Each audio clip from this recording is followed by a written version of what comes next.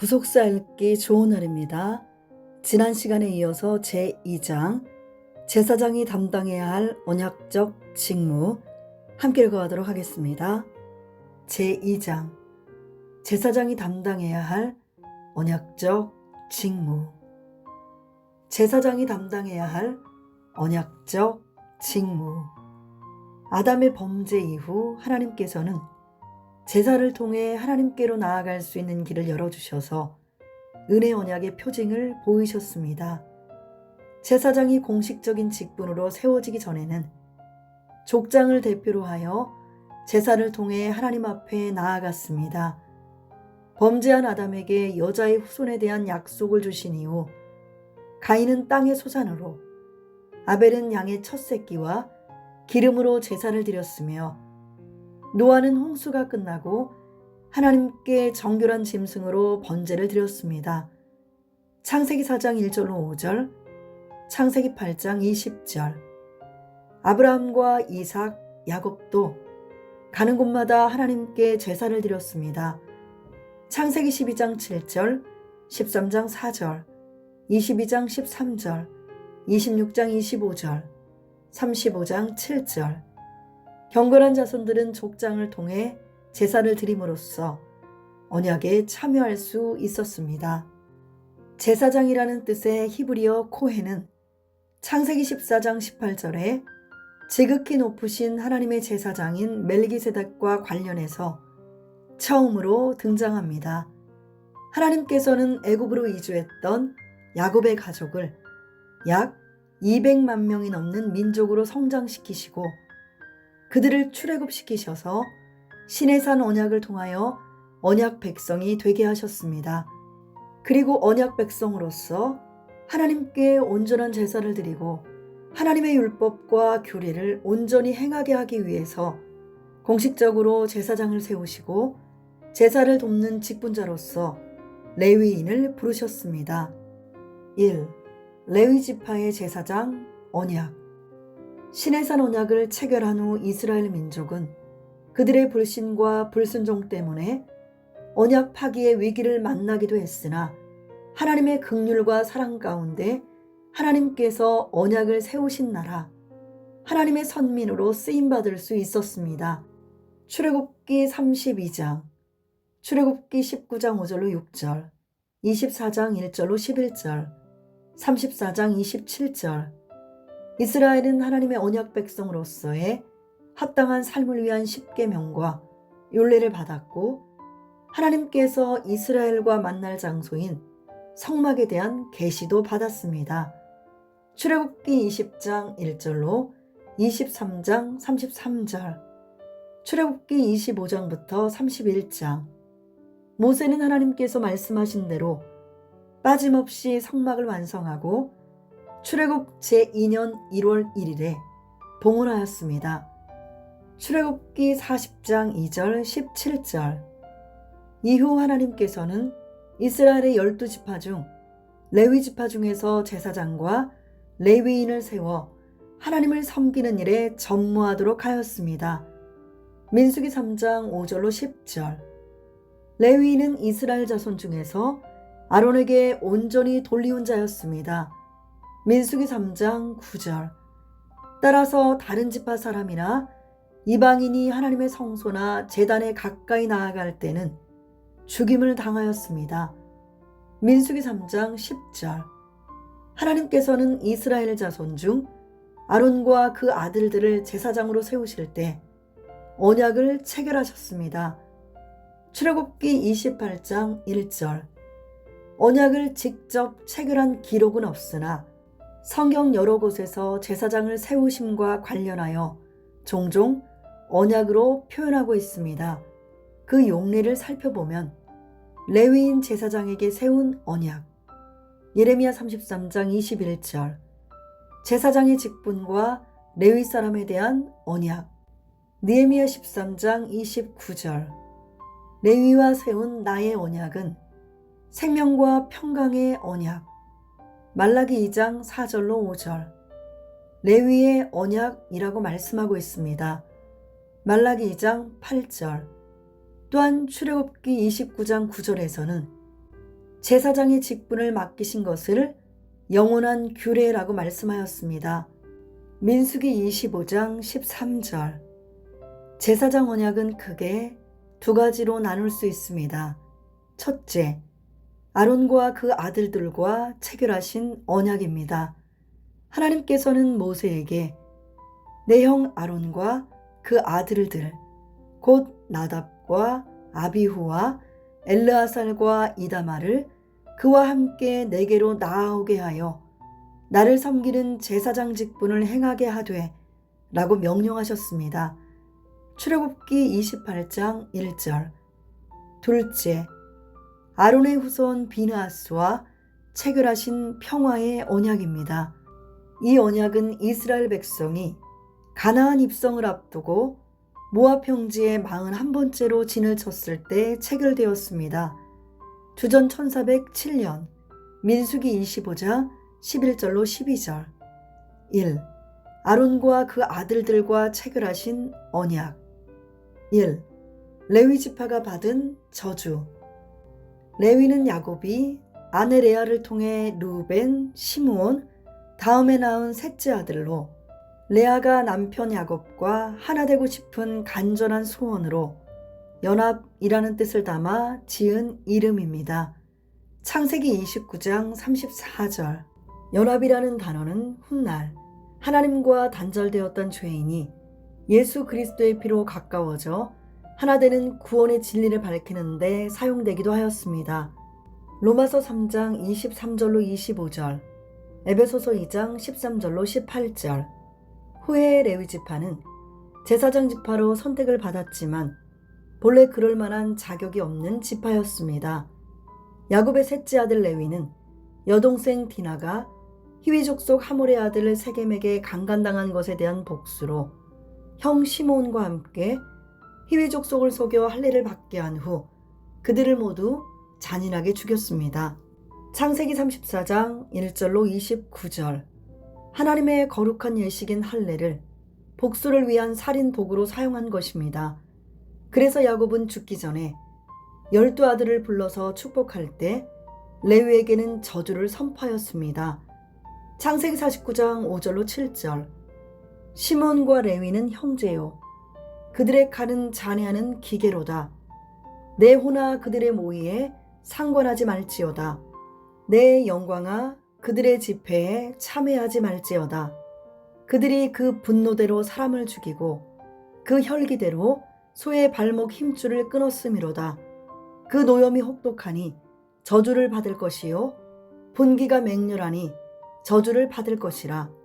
내가 그들을 야곱 중에서 나누며 이스라엘 중에서 흩으리로다. 그 후 레위는 게르손, 고핫, 므라리 세 자손을 통해 가계를 이어갔으며 아버지 야곱과 함께 애굽으로 이주하여 그곳에서 137세에 죽었습니다. 창세기 46장 11절, 출애굽기 6장 16절, 창세기 46장 8절로 11절, 출애굽기 6장 16절. 2. 레위 지파의 회복. 레위가 야곱의 저주를 받은 지 약 400여 년 만에 레위 자손이 전화위복되는 기회가 있었습니다. 신명기 33장 8절로 11절.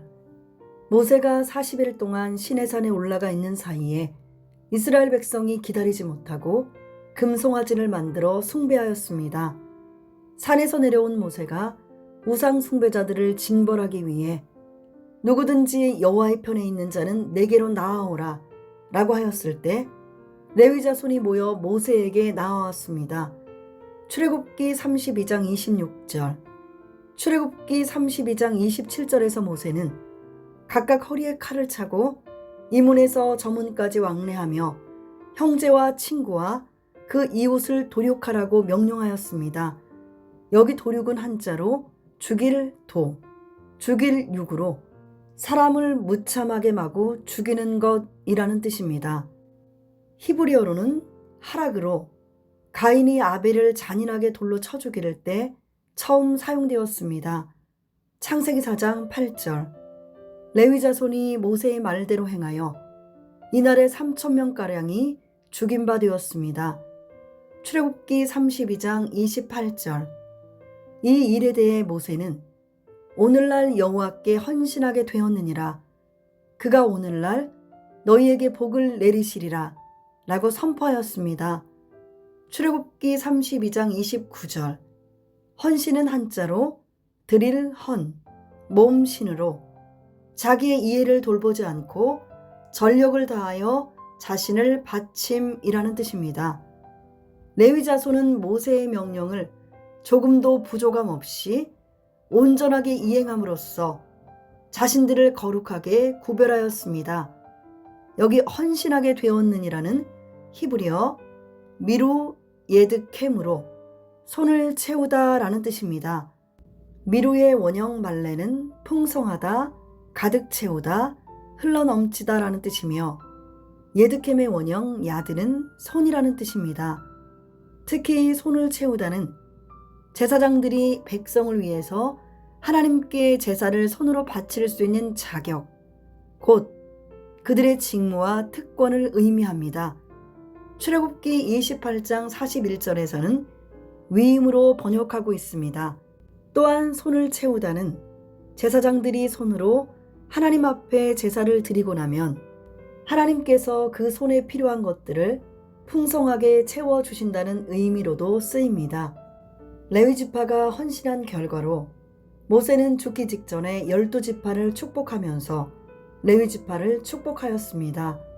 신명기 33장 8절로 11절에서 레위에 대하여는 일러스되 주의 둠밈과 우림이 주의 경건한 자에게 있도다. 주께서 그를 마사에서 시험하시고 무리바 물가에서 그와 다투셨도다. 그는 그 부모에게 대하여 이르기를 내가 그들을 보지 못하였다 하며 그 형제들을 인정치 아니하며 그 자녀를 알지 아니한 것은 주의 말씀을 준행하고 주의 언약을 지킴을 인함이로다. 주의 법도를 야곱에게 주의 율법을 이스라엘에게 가르치며 주 앞에 분향하고 온전한 번제를 주의 단 위에 드리리로다. 여호와여 그 재산을 풍족케 하시고 그 손의 일을 받으소서. 그를 대적하여 일어나는 자와 미워하는 자의 허리를 꺾으사 다시 일어나지 못하게 하옵소서 라고 말씀하고 있습니다. 이후 레위 지파는 이스라엘 전역의 48개 성읍에 흩어져 백성에게 율례와 법도를 가르치며 우림과 둠밈을 소유하고 제사 직무를 전담하는 거룩한 제사장 지파가 되었습니다. 민수기 35장 2절로 8절, 신명기 33장 8절. 하나님께서는 레위인들에게 오직 거룩한 일에 전념하라는 의미에서 별도의 기업을 주지 않으시고 오직 11조만을 기업으로 주셨는데 이는 대대의 영원한 율례로 선포되었습니다. 민수기 18장 20절로 24절. 이처럼 그 자손들이 흩어져 살 것이라는 야곱의 저주는 레위 자손이 하나님 앞에서 헌신한 일로 말미암아 오히려 전화위복이 되어 제사장 지파로서 이스라엘 전역에 흩어져 살게 되었습니다. 창세기 49장 7절. 3. 제사장 언약의 체결. 하나님께서는 레위 지파 가운데 아론과 그 아들들을 제사장으로 세우시면서 언약을 체결하셨습니다. 출애굽기 28장 1절, 느헤미야 13장 29절, 예레미야 33장 21절, 말라기 2장 4절로 5절 8절. 이 제사장 직분은 영원한 규례로 세우신 것입니다. 출애굽기 29장 9절, 출애굽기 28장 1절에서 너는 이스라엘 자손 중 내 형 아론과 그 아들들 곧 나답과 아비후와 엘르아살과 이다말을 그와 함께 내게로 나아오게 하여 나를 섬기는 제사장 직분을 행하게 하되 라고 말씀하고 있습니다. 여기에서 우리는 두 가지 중요한 언약의 내용을 찾아볼 수 있습니다. 첫째, 제사장 언약은 전적으로 하나님으로부터 나온 것입니다. 하나님께서는 아론과 그 아들들을 나아오게 하셨습니다. 출애굽기 28장 1절에 나아오게 하여는 히브리어 카라브가 히필령으로 쓰여 하나님께서 나아오도록 시키셨다라는 뜻입니다. 아론의 자손들이 제사장 직분을 행하게 된 것은 전적으로 하나님의 주권적인 부르심 때문인 것입니다. 히브리서 5장 4절. 둘째, 제사장 언약은 전적으로 하나님을 위한 것입니다. 제사장은 하나님과 사람 사이에 중보 역할을 하였습니다. 중보는 양편을 위하여 일을 하는 자입니다. 그러나 제사장 언약의 내용을 볼 때 제사장은 본질적으로 하나님을 위한 존재입니다. 출애굽기 28장 1절에 나를 섬기는은 히브리어로 한 단어인 리입니다.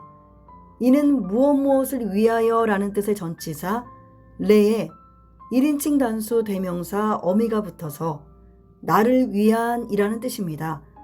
따라서 직역하자면 나를 섬기는 제사장은 곧 나를 위한 제사장이라는 뜻입니다.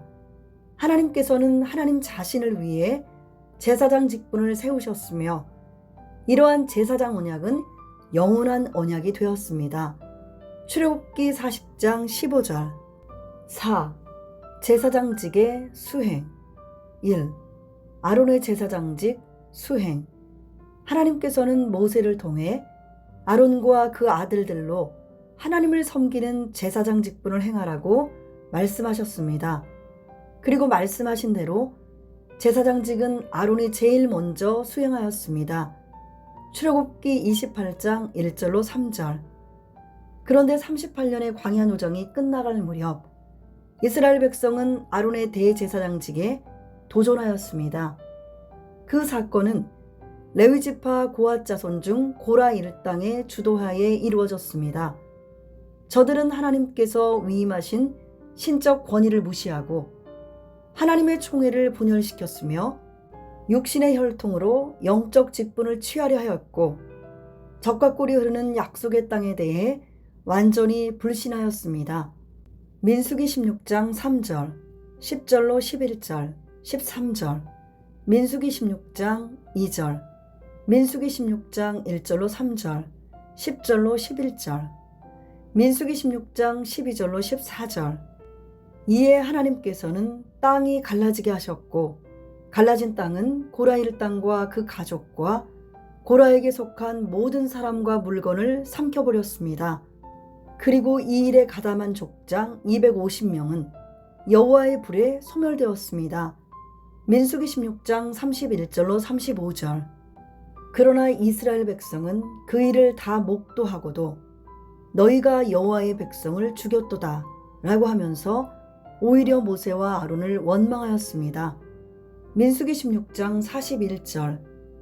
회중이 모여 모세와 아론을 칠 때에 구름이 회막을 덮었고 여호와의 영광이 나타났습니다. 민수기 16장 42절. 이스라엘의 패역으로 하나님의 분노가 얼마나 극심하였던지 내가 순식간에 그들을 멸하려 하노라 라고 말씀하셨고 곧바로 연병이 시작되었습니다. 민수기 16장 45절, 46절. 사태의 심각성과 심판의 급박함을 인식한 아론이 모세의 명에 따라 향로에 단에 불을 담아 회중에게로 달려가서 백성을 속죄하고 죽은 자와 산자 사이에 섰을 때 연병이 그쳤습니다. 민수기 16장 46절로 48절. 이때 14,700명이나 되는 사람들이 여호와의 무서운 심판에 의해 연병으로 죽었습니다. 민수기 16장 49절. 고라 일당과 250명 족장의 반역 사건, 그리고 이어지는 일반 백성의 원망 사건은 모세와 아론을 질투하였기 때문에 일어난 것입니다. 민수기 16장 1절로 3절, 민수기 16장 41절로 46절, 시편 106편 16절로 18절에서 저희가 지내서 모세와 여호와의 성도 아론을 질투하매 땅이 갈라져 다단을 삼키며 아비람의 당을 덮었으며 불이 그 당 중에 붙으며 화염이 악인을 살랐도다 라고 말씀하고 있습니다. 여기 질투함에는 매우 강한 질투를 뜻하는 히브리어 카나가 쓰였습니다. 창세기 37장 11절. 출애굽기 20장 5절, 34장 14절, 신명기 4장 24절, 5장 9절, 6장 15절, 여호수아 24장 19절, 스바냐 1장 18절. 그들의 질투는 아론을 제사장 삼으신 여호와를 거스르고 여호와를 멸시하는 행위였습니다. 민수기 16장 11절, 민수기 16장 30절. 하나님께서는 그들이 원망을 그치고 더 이상 죽지 않게 하시기 위하여 이스라엘 12지파 족장들에게 지팡이 하나씩을 취하고 거기에 각 족장의 이름을 써서 증거기 앞에 가져올 것을 명령하셨습니다. 민수기 17장 10절, 민수기 17장 1절로 7절. 그런데 12지팡이 가운데 유독 레위지파 아론의 지팡이에서만 하룻밤 사이에 우미 돋고 순이 나고 꽃이 피고 살구 열매가 열렸습니다. 민수기 17장 8절. 이미 말라 죽어버린 마른 지팡이에 새 생명의 역사가 일어난 것입니다. 이것은 아론과 그의 후손들에게 제사장의 직분을 부여하신 것이 앞으로 계속될 영원한 언약임을 분명하게 재확인시켜 주신 것입니다. 2. 아론의 아들들의 제사장직 수행.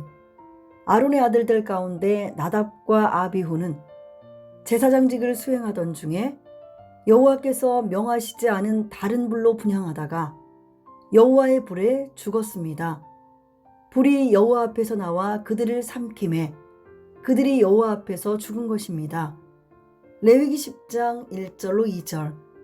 그 후 셋째 아들 엘르아살과 넷째 아들 이다말이 제사장 직분을 행하였습니다. 역대상 24장 2절에서 나답과 아비후가 그 아비보다 먼저 죽고 아들이 없으므로 엘르아살과 이다말이 제사장의 직분을 행하였더라 라고 말씀하고 있습니다. 2. 비느하스와 체결하신 평화의 언약. 1. 언약 체결의 배경. 제사장과 관련한 언약 가운데 두 번째 언약은 비느하스와 맺으신 평화의 언약입니다. 이 언약 체결의 배경은 다음과 같습니다. 이스라엘 백성은 가나안 입성 직전에 모압 평지의 시딤에서 모압 여자들과 음행하기를 시작하였는데 급기야 여자들의 유혹에 넘어가 이방신 바알 보올에게 절하였습니다. 민수기 25장 1절로 3절. 이 하나님께서 진노하사 백성의 두령들을 잡아 태양을 향하여 여호와 앞에 목매어 달라라고 명령하셨습니다. 민수기 25장 4절. 여기 백성의 두령들은 천부장, 백부장, 50부장, 10부장들을 가리키는데 히브리어 원문에서는 콜이 들어있어 그 백성의 모든 두령들이라는 뜻입니다. 출애굽기 18장 21절 25절. 하나님께서는 모세에게 분명히 모든 두령을 처형하라 라고 말씀하셨는데 모세는 이 말씀에 온전히 순종하지 않고 하나님의 명령을 변질시켜 오히려 사사들에게 각기에 관할하는 자 중에 바알 보올에게 부속한 사람들을 죽이라 라고 명령한 것입니다. 민수기 25장 5절. 모세가 하나님의 본래 명령에 온전히 순종하지 않았기 때문에 연병이 그치지 않고 계속되자 온 회중은 회막 앞에서 울부짖었습니다. 민수기 25장 6절. 모세가 백성의 두령 모두를 목매어 달기만 했다면 여호와의 진노가 곧바로 떠났을 텐데 모세의 불순종으로 백성 2만 4천 명이 순식간에 연병으로 죽임을 당하고 말았던 것입니다. 민수기 25장 9절, 고린도전서 10장 8절. 이때 시므온 지파의 족장 시므리가 모세와 온 회중의 목전에서 미디안 여자 고스비를 데려와 음행하기 위해 자기 장막으로 들어갔습니다. 민수기 25장 14절, 25장 6절. 이를 본 비느하스는 회중 가운데서 일어나 손에 창을 들고 그 남자를 따라 장막에 들어가 창으로 남자와 여자의 배를 꿰뚫어서 죽였습니다. 민수기 25장 7절, 민수기 25장 8절. 마치 레위 지파가 범죄한 형제, 친구, 이웃을 도륙하여 헌신하였던 것 같이 비느하스가 하나님의 질투심으로 질투하여 두 사람을 죽임으로 이스라엘 백성을 속죄한 것입니다. 출애굽기 32장 27절부터 29절, 민수기 25장 11절, 민수기 25장 13절. 단 한 사람, 비느하스의 의롭고 용기 있는 행동으로 이스라엘을 향한 하나님의 진노가 멈추게 되었습니다. 민수기 25장 8절에서 두 사람을 죽이니 연병이 이스라엘 자손에게서 그쳤더라 라고 말씀하고 있습니다. 이에 하나님께서는 비느하스의 의로운 행동을 보시고 그와 평화의 언약을 체결하셨습니다. 민수기 25장 12절로 13절. 2. 평화의 언약의 내용. 하나님께서는 비느하스와 그의 후손에게 영원한 제사장 직분을 약속하셨습니다. 민수기 25장 13절에서 그와 그 후손에게 영원한 제사장 직분의 언약이라 그가 그 하나님을 위하여 질투하여 이스라엘 자손을 속죄하였음이니라 라고 말씀하고 있습니다. 이후 이스라엘의 역사를 볼 때 이 말씀대로 비느하스와 그 후손에게 영원한 제사장 직분이 주어졌습니다. 비느하스는 엘르아살의 아들이었습니다. 출애굽기 6장 25절, 민수기 25장 7절, 11절, 31장 6절, 역대상 6장 4절. 그러므로 비느하스와 그 후손에게 영원한 제사장 직분이 주어진 것은 아론의 아들인 엘르아살 가문을 통하여 제사장직이 계속된다는 것을 의미합니다. 이제 이어서 이 말씀의 성취 과정을 자세히 살펴보겠습니다. 3. 제사장직의 수행. 아론의 두 아들 나답과 아비후가 죽은 후에 제사장 직분은 남은 두 아들 엘르아살과 이다말을 통하여 이어졌습니다. 역대상 24장 2절. 1. 엘르아살 계열의 제사장직 수행. 역대상 6장 4절로 14절에는 엘르아살 가문의 족보가 기록되어 있습니다. 역대상 6장 4절로 5절. 엘르아살은 비느하스를 낳았고 비느하스는 아비수아를 낳았고 아비수아는 붓기를 낳았고 붓기는 우시를 낳았고. 여기 비느하스는 민수기 25장에서 평화의 언약을 받은 자입니다. 그런데 요세푸스의 유대고대사 5권 11장에서는 우시 후에 엘르아살 계열에서 대제사장직을 담당하지 않고 이다말 계열인 엘리 가문에서 담당한 것으로 기록하고 있습니다. 2. 이다말 계열 엘리 가문의 제사장직 수행. 백성의 타락과 우상 숭배의 만연으로 여호와께 드리는 제사가 제대로 수행되지 못했던 혼란한 사사시대에 이다말의 후손 엘리 집안은 공식적인 대제사장 가문으로 그 임무를 수행하고 있었습니다. 사무엘상 1장 3절.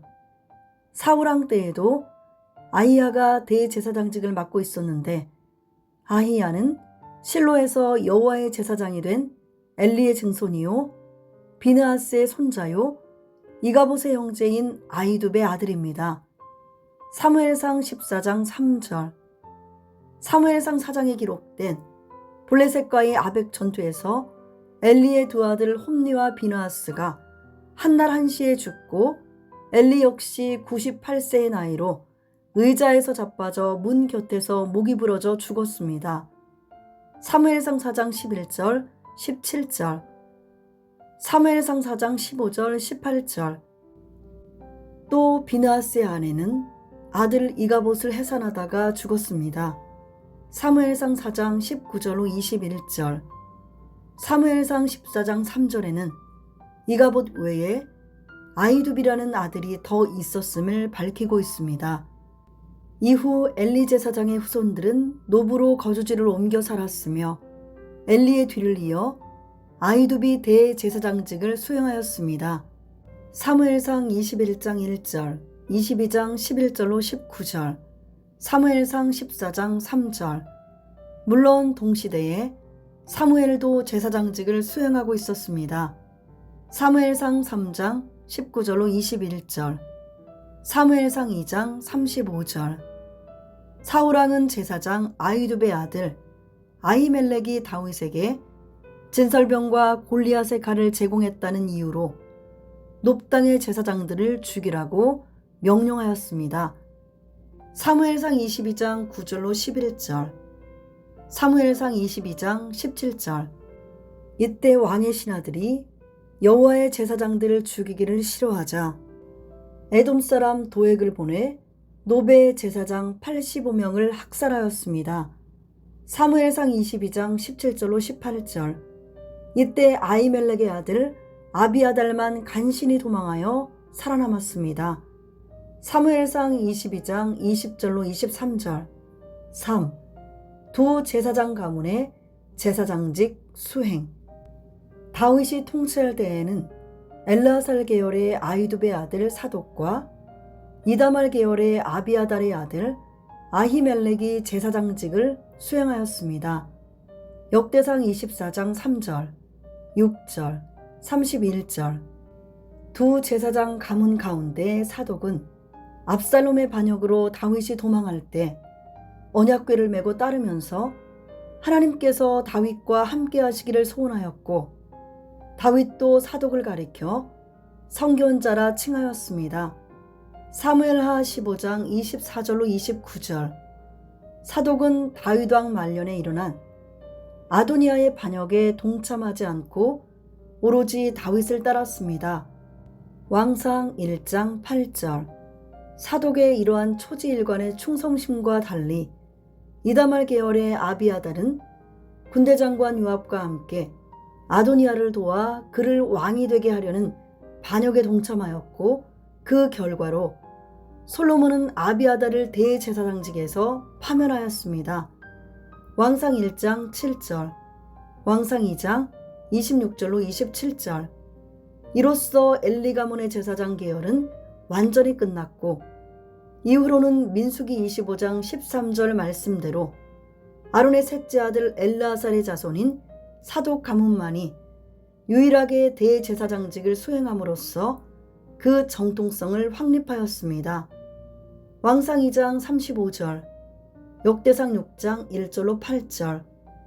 이는 사무엘상 2장 35절에서 내가 나를 위하여 충실한 제사장을 일으키리니 그 사람은 내 마음 내 뜻대로 행할 것이라. 내가 그를 위하여 견고한 집을 세우리니 그가 나의 기름 부음을 받은 자 앞에서 영구히 행하리라 라고 하신 말씀과 사무엘상 3장 13절로 14절에서 내가 그 집을 영원토록 심판하겠다. 엘리 집의 죄악은 제물이나 예물이나 영영이 속함을 얻지 못하리라 라고 하신 말씀의 성취입니다. 솔로몬 왕이 아비아달을 제사장직에서 파면한 것에 대하여 열왕기상 2장 27절에서는 여호와께서 실로에서 엘리의 집에 대하여 하신 말씀을 응하게 함이더라 라고 말씀하고 있습니다. 결국 엘리 가문의 몰락은 단순히 부패한 한 개인과 가정의 몰락이 아니라 당시 이스라엘의 대제사장직을 수행하던 이다말 계열 가문 몰락이라는 점에서 그 의미가 실로 큽니다. 이것은 민수기 25장 10절로 13절에 기록된 대로 엘르아살 계열이 영원히 대제사장직을 계승할 것이라는 언약의 성취를 보여주는 것입니다. 이다말과 그의 후손은 사사시대에 이르기까지는 특별히 대제사장직을 계승하지 못할 결격 사유가 없었습니다. 그러나 후에 엘리 가문의 타락과 결정적으로 다윗 시대에 아도니아의 반란에 가담한 아비아달의 죄로 인해 솔로몬 시대에 와서 대제사장직을 상실한 것입니다. 그리하여 아비아달 후에는 오직 엘르아살 계열의 사독의 후손이 독점적으로 대제사장직을 수행하게 되었습니다. 구속사 읽기 좋은 날, 다음 시간에 이어서 레위기와 제사장의 언약적 직무 함께 읽어가도록 하겠습니다.